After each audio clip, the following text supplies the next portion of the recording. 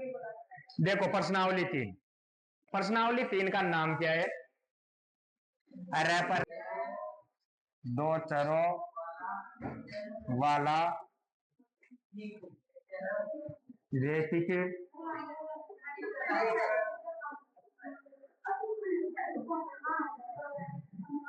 समीकरण, दो चर वाला रैखिक समीकरण। अब देखो नाम से, देखो नाम से पता लग जाएगा क्या चीज पढ़नी है। लिखो रैखिक समीकरण, प्रश्नावली 3 डालो, लिखो रैखिक समीकरण, रैखिक समीकरण। ऐसी समीकरण, ऐसी समीकरण, ऐसी समीकरण जिसमें, ऐसी समीकरण जिसमें चर की अधिकतम घात, चर क्या होते हैं? जो इंग्लिश के अक्षर की यूज करेंगे अपने एक्स वाई जेड, उनको क्या बोलते हैं? चर।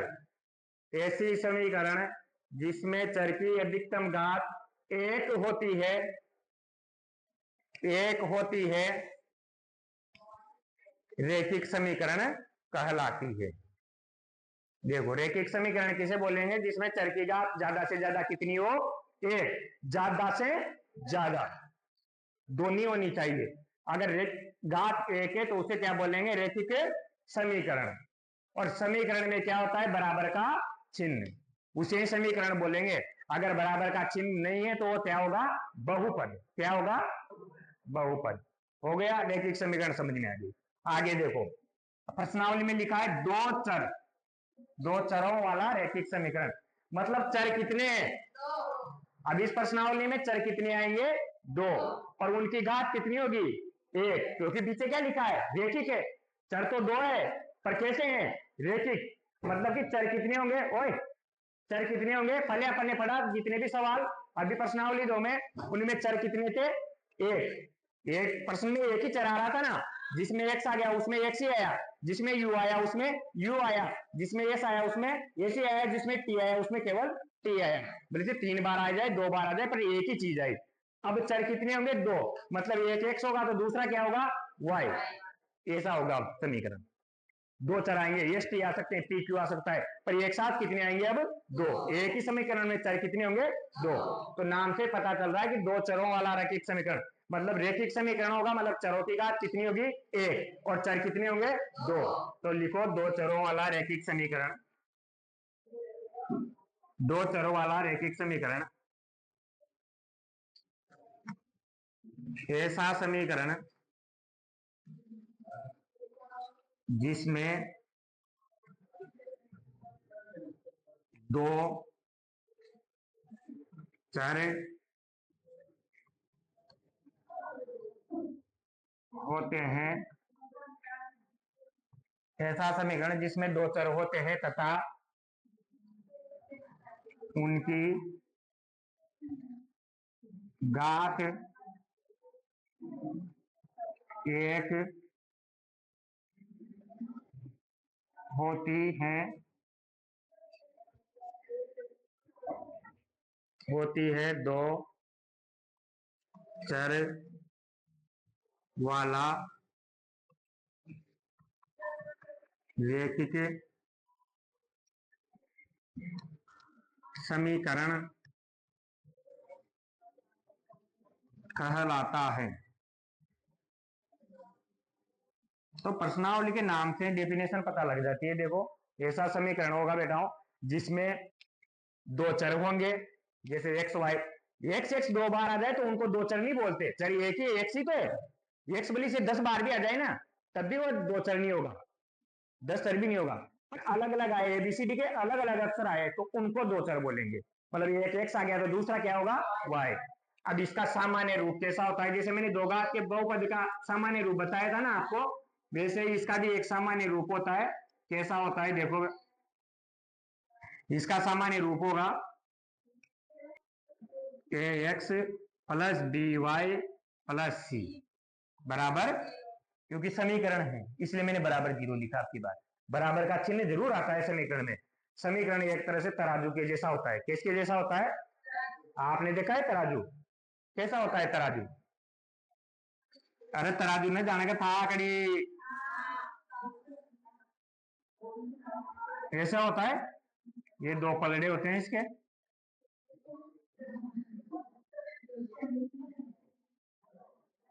तराजू ऐसा होता है, थाकड़ी बोलते हो ना जिसको।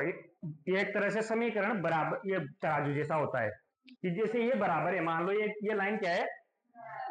अब आपने देखा होगा अगर ये लाइन सीधी रहती है तराजू में, वो जो डंडा होता है पकड़ने का, तो इसका मतलब दोनों पलड़े कैसे हैं? बराबर हैं। दोनों पलड़े कैसे हैं? बराबर हैं।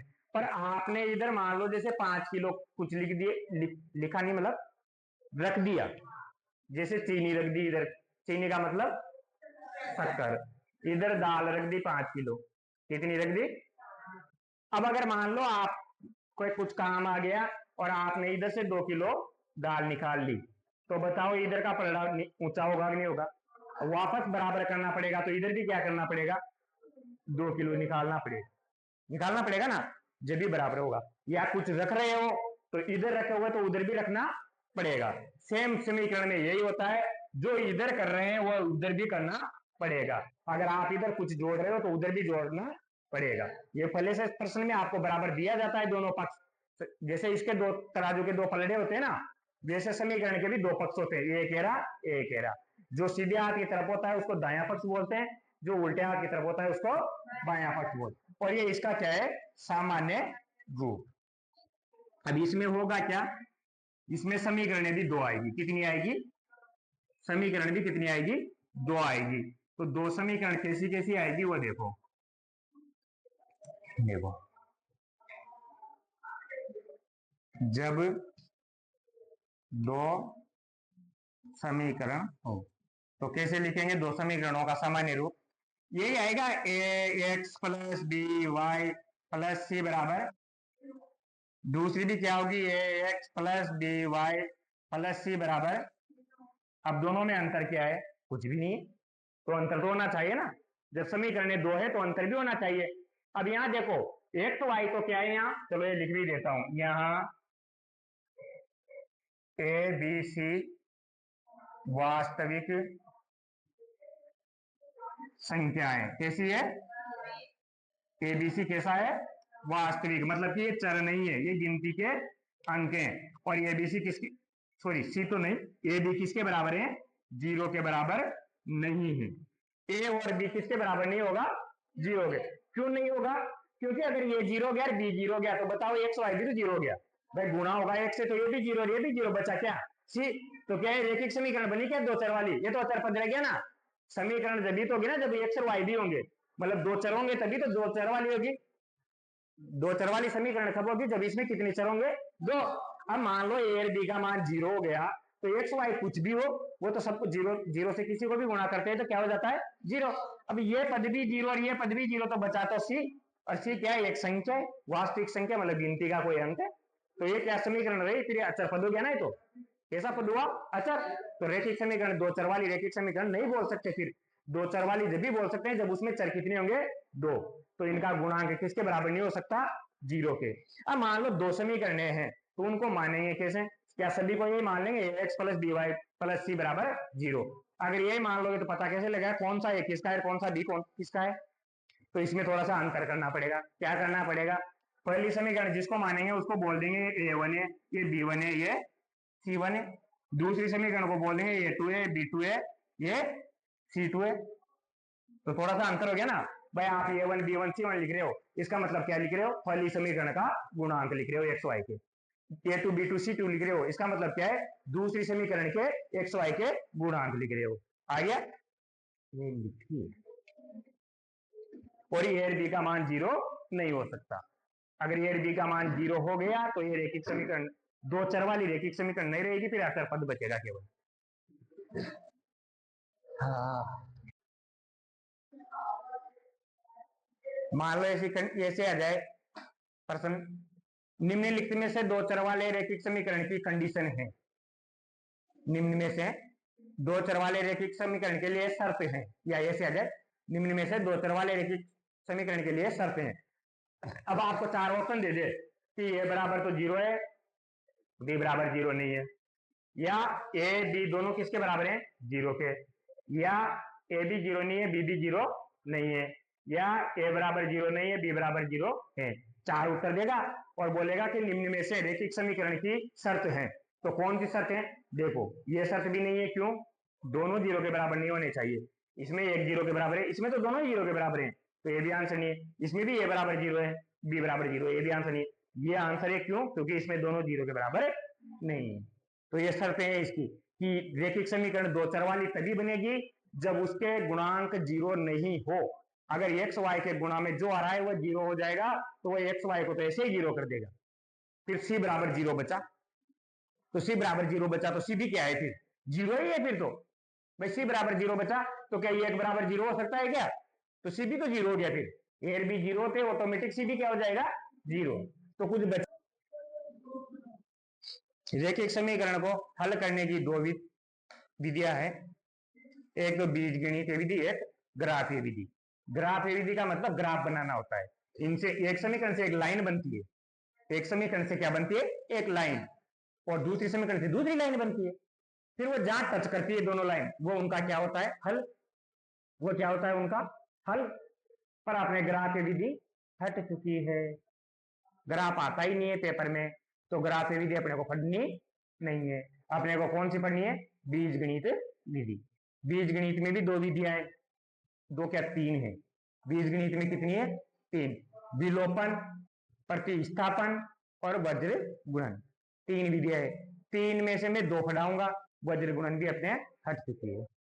प्रतिस्थापन और विलोपन मतलब हर सवाल के दो तरीके होंगे इस प्रश्नावली में भी, हर सवाल के लिए, जैसे उसमें बताया गुणनखंड और त्रिदराचार्य विधि, सेम इसमें भी क्या होगा, हर सवाल के कितने तरीके होंगे, दो, या तो प्रतिस्थापन से करो या विलोपन से करो। अब आपकी इच्छा है, आपको किससे हल ज्ञात कीजिए, मतलब अपनी स्वतंत्रता है, अपन कोई सी भी विधि लगा सकते हैं, आपकी इच्छा है, चाहे प्रतिस्थापन लगाओ या विलोपन, दोनों पढ़ा दूंगा, दोनों में से जो आपको ज्यादा अच्छी लगे उसको ज्यादा ध्यान में रखना, ताकि पेपर में उससे सवाल कर दो। जरूरी नहीं है कि आप दोनों याद रखो, दोनों में से एक से भी सवाल हो जाएगा, सब सवाल दोनों में से एक विधि से। अब होता क्या है, देखो केवल ग्राफ विधि से थोड़ा सा क्वेश्चन आ सकता है एक नंबर का, वो बता दूंगा, ये लिख लिया सभी ने, केवल फिर दूसरी समीकरण है a2x plus b2y plus c2 बराबर 0। तो तीन तरह की लाइनें बनती है, कितनी तरह की लाइनें बनती है, या तो ऐसी लाइन बन सकती है, या तो ऐसी, रैखिक समीकरण है तो सीधी ऐसी लाइन नहीं बनेगी, ये रैखिक है, ये रैखिक नहीं है, ठीक है, ये तो घुमावदार है।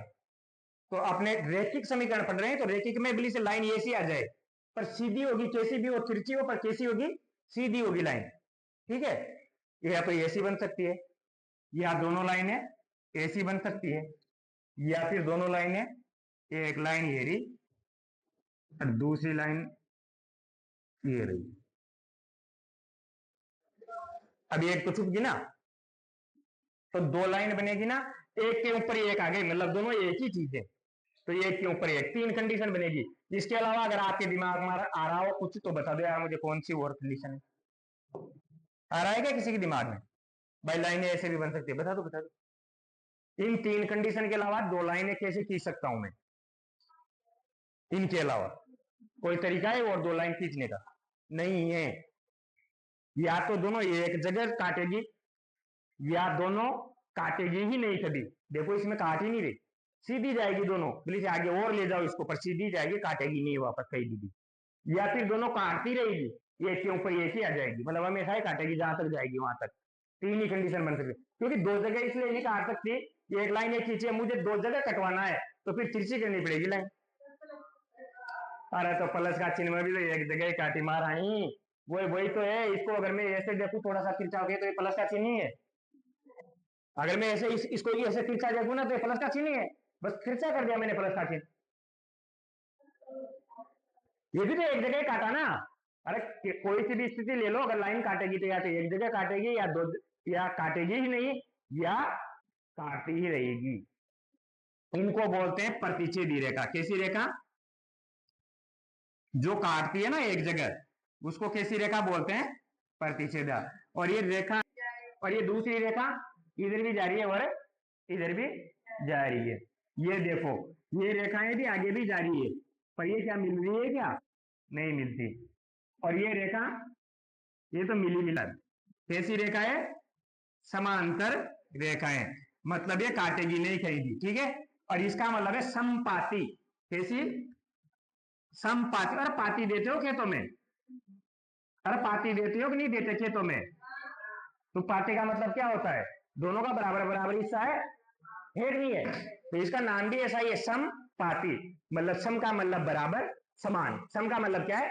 समान। और पाती मतलब पाती दे दी, तो दोनों रेखाएं समान है, एक के ऊपर एक है।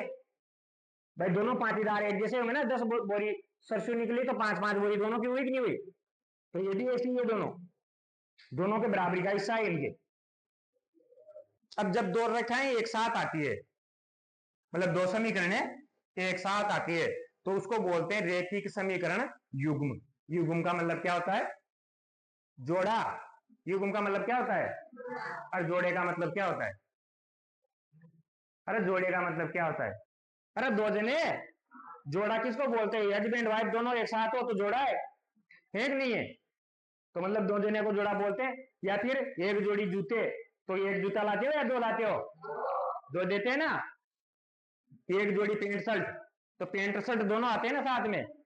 अगर पैंट लेनी है तो ऐसे बोल देगा क्या एक जोड़ा? जोड़ा का मतलब है दो। मतलब जब भी दो समीकरण अगर एक साथ आएगी, इसमें आएगी से, जब भी थोड़ी इस पूरे चैप्टर में दो दो आएगी, तो दो समीकरण में आएगी तो उनको क्या बोलेंगे? युग्म। क्या बोलेंगे भाई? रेखिक समीकरण एक को बोलते हैं, दो एक साथ आ गई तो क्या बोलेंगे? रेखिक समीकरण युग्म। रेखिक समीकरण, ये समी लिखता हूं ना मैं, इसके पीछे डॉट लगा रहा हूं, इसका मतलब समीकरण है, ठीक है। समीकरण युग्म। ये भी कैसा हो? ऐसा ही होगा जैसा पहले था। अब यहां कौन सा चेंज हो जाएगा? बराबर zero. A two X plus B two Y plus C two बराबर जीरो। अगर कोई ऐसा रैखिक समीकरण युग्म है तो उसमें निम्न स्थितियां उत्पन्न होती है। क्या क्या हो सकता है? देखो तीन चीजें हो सकती है, और यहां से एक नंबर का सवाल कन्फर्म आएगा। ये जो लिखा रहा हूं इससे एक नंबर का सवाल पक्का आएगा। अभी तक जो लिखा है उससे आए नहीं आए उसकी गारंटी नहीं है, यहां की गारंटी दे रहा हूं, एक नंबर का सवाल आएगा। अब देखो यहां से तीन स्थितियां होती है, वो लिखा रहा हूं क्या क्या होती है। या तो ये हो सकता है कि A1 बटा A2 बराबर हो B1 बटा, या ये दोनों बराबर नहीं हो, ठीक है। A1 बटा A2 B1 बटा B2 बराबर नहीं हो। अरे A1 बटा A2 क्या है? x का गुणांक, अरे इधर भी x का गुणांक, मतलब ऊपर वाली समीकरण का गुणांक ऊपर लिखना है, नीचे वाली समीकरण का गुणांक नीचे लिखना है। A1 B2 में ज्यादा कंफ्यूज नहीं होना है। अब चाहे C1 C2 कुछ भी हो, उससे कोई मतलब नहीं है। अगली कंडीशन बनती है A1 बटा A2 ये दोनों बराबर हो B1 बटा B2 के, पर ये C1 C2 इसके बराबर नहीं हो। ये दोनों तो बराबर हो गए आगे वाले, तो इसमें इसका भाग दिया इसमें इसका भाग दिया, ये तो बराबर आ गए, पर ये दोनों इन दोनों के बराबर नहीं आए। या क्या हो सकता है? A1 बटा A2 बराबर B1 बटा और बराबर C1 बटा, मतलब तीनों ही कैसे हो? या तो तीनों बराबर होंगे, या आगे के दो ही बराबर नहीं होंगे, या आगे के दो तो बराबर है पर अचर पद का डिवाइड करेंगे जब वो बराबर नहीं है। तो क्या तीन कंडीशन बनती है? देखो जिसका हल मिलता है, जिस समीकरण का हल मिलता है उसको बोलते हैं संगत। क्या बोलते हैं? संगत। और जिसका हल नहीं मिल सकता, मतलब एक भी हल नहीं मिले, उसको बोलते हैं असंगत। ये लिखा हूं क्या संगत असंगत? नहीं लिखा? देखो जिस समीकरण का हल मिलेगा उसे क्या बोलेंगे? संगत। और जिस समीकरण का हल नहीं मिलेगा उसे क्या बोलेंगे? संगत। तो देखो जब ये कंडीशन होगी, आपने चेक किया A1 बटा A2 B1 बटा B2 और दोनों बराबर नहीं आए। कैसे नहीं आए? बराबर नहीं आए, तो क्या होगा फिर? निकाय संगत होगा। ये इसको निकाय बोलते हैं, पूरी को क्या बोलते हैं? मतलब ये समीकरण युग्म है ना, इसको क्या बोलेंगे? निकाय।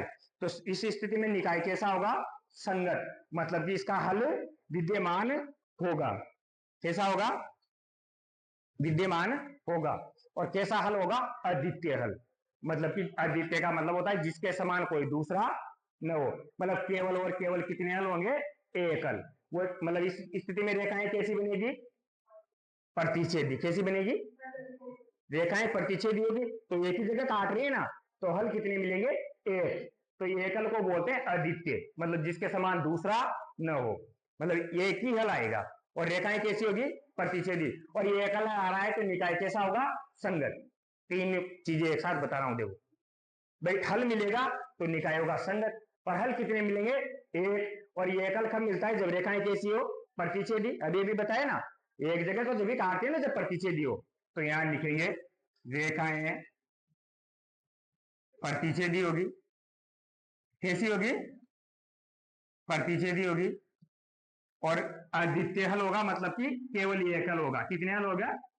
केवल एक अद्वितीय हल। और निकाय कैसा होगा? संगत। जिसका हल मिल जाए एक भी, उस निकाय को क्या बोलेंगे? संगत। देखो तीन स्थितियां। प्रश्न ऐसे आता है कि दो समीकरण देगा, लिख बाद मिले ना, इतना टाइम देता हूं ना, उसको क्या चाटोगे फिर?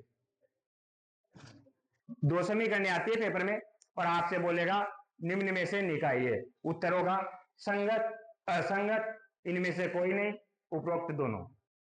एक प्रश्न ऐसा होता है। यह प्रश्न कैसा होता है? निम्न की रेखाएं हैं, दो समीकरण होगी, रेखाएं हैं, प्रतिच्छेदी, समांतर, समपाती, इनमें से कोई नहीं। वो और क्या हो सकता है? निम्न का हल है अद्वितीय, कोई हल नहीं, अनेक हल, या एक केवल एक हल भी आ सकता है ऑप्शन में, या अद्वितीय हल भी आ सकता है। दोनों का मतलब ये कि आप चाहो तो मैं यहां लिख भी सकता हूं इसके ब्रैकेट में केवल एक हल। तो आपको क्या करना पड़ेगा? दो समीकरण देगा, ये निकालना पड़ेगा a1 बटा a2, b1 बटा b2, c1 बटा c2। फिर इन तीनों से तुलना करनी कौन सा आया। मान लो ये आ गया तो आप बता दोगे कि रेखाएं पूछी तो प्रतिच्छेदी होगी, हल पूछा तो एक हल होगा या अद्वितीय हल, दोनों एक ही नाम है। निकाय कैसा होगा? संगत। तो इस स्थिति में चलते हैं। अब इस स्थिति में क्या होगा? रेखाएं समांतर होगी। कैसी होगी? जब a1 बटा a2, b1 बटा b2 बराबर आ जाए, पर c1 बटा c2 उसके बराबर नहीं आए। देखो अगर ये स्थिति आती है तो c1 बटा c2 निकालना ही मत, जरूरत ही नहीं है ना, यहां से अपना काम हो गया। अगर ये दोनों बराबर नहीं आए ना तो c1 बटा c2 निकालना ही नहीं है। अगर मान लो ये दोनों बराबर आ गए तो फिर अपने को इन दोनों में से एक आंसर होगा, भाई इसमें भी बराबर है, इसमें भी। अब या तो c1 बटा c2 बराबर आएगा या c1 बटा c2 बराबर नहीं आएगा। ठीक है, अब अगर ये स्थिति आती है तो रेखाएं कैसी होगी? समांतर। और जब रेखाएं समांतर होगी तो हल कितने होंगे? हल कितने होंगे? ऐसी होगी ना रेखाएं, दोनों रेखाएं कैसी होगी? समांतर, मतलब ऐसे जा रही है दोनों रेखाएं, तो क्या ये दोनों कभी टच करेगी? नहीं करेगी ना, तो टच नहीं करेगी तो हल कितने होंगे? कुछ नहीं, कोई हल नहीं होगा। तो कोई हल नहीं होगा इसका। कैसा होगा? कोई हल नहीं, इसका कोई हल नहीं होगा। और आगे देखो निकाय कैसा होगा? अब जिस निकाय का कोई हल नहीं होता उसको क्या बोलते हैं? असंगत। चलो इधर देखते हैं। अब जब तीनों बराबर आ जाए तो रेखाएं समपाती होगी, मतलब कि एक के ऊपर एक ऐसे होगी। ठीक है, ये मेरी आंगली नहीं दिख रही ना अंदर की, तो मैं दिखा देता हूँ इधर उधर करके, ऐसे और ऐसे। ठीक है, ये देखो इधर भी उंगली है, इधर भी उंगली है, अलग अलग है ना दोनों। तो ये ऐसी एक के ऊपर एक होगी, तो हल कितने होंगे? अनेक, अनंत हल होंगे, बहुत सारे। भाई हर बिंदु हल होगा इनका, जितने भी इस लाइन पे बिंदु आ रहे हैं वो सब क्या है? इसके हल है। और बिंदु कितने आते हैं मैंने बताया, एक और दो के बीच में भी अनेक संख्याएं होती है, अनंत संख्याएं होती है, तो इनके हल भी कितने होंगे? अनेक। तो हल कितने होंगे? अनेक। या क्या बोल सकते हो? अनंत भी तो बोल सकते हैं ना, पर अनेक ही अच्छा लगता है, अनंत तो परिभाषित ही नहीं है। अनेक हल। और रेखाएं कैसी होगी? थोड़ा आगे पीछे हो गया ये। रेखाएं कैसी होगी? समपाती, मतलब एक के ऊपर एक। और निकाय कैसा होगा? भाई एक भी हल मिले जब भी संगत होता है, अनेक हल मिले जब भी निकाय कैसा होगा? संगत। केवल इस स्थिति में निकाय असंगत होगा जब रेखाएं समांतर होगी, कोई हल नहीं होगा। ठीक है, ट्यूशन करेंगे और जब ज्यादा समझ में आएगा। पर ये तीनों कंडीशन से एक सवाल कन्फर्म है, एक ही कंडीशन से तीन सवाल बनते हैं। रेखाएं कैसी होगी, हल कितने होंगे, निकाय कैसा होगा। अब आपसे कुछ भी तीनों में से पूछा जा सकता है, पर एक नंबर का सवाल कन्फर्म आएगा।